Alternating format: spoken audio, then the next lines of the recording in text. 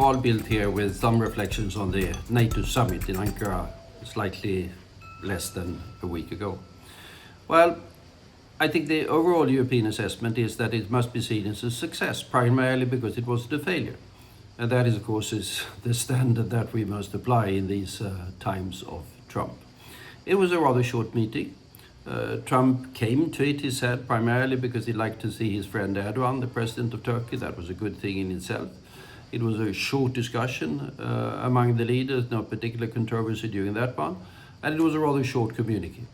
But that short communique was slightly better than the even short communique last year. It did mention Article 5 in very clear terms. It did mention Russia in negative terms. It did mention support for Ukraine. Nothing particular concrete in either ways.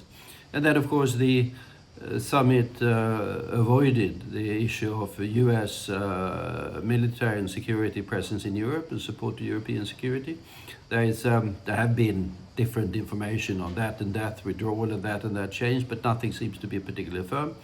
And there's a review underway in Pentagon, which one would assume will result in some more concrete decisions in that particular respect during the autumn.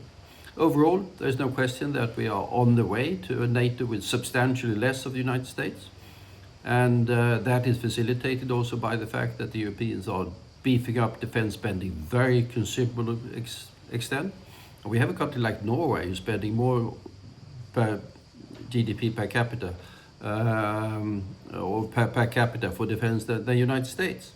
And a couple of other countries that are coming up in the same league, with all of Northern Europe clearly heading, at least all of Northern Europe, clearly heading for reaching or exceeding the 3.5% of GDP target that is set for defense spending.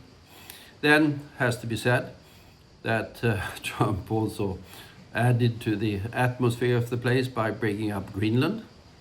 And the US claims on that, claiming again falsely that there are Russian and Chinese ships all around Greenland. There's nothing of the sort. And then he also threatened economic warfare against Spain because he's not happy with the way he was treated by the Spanish during his war.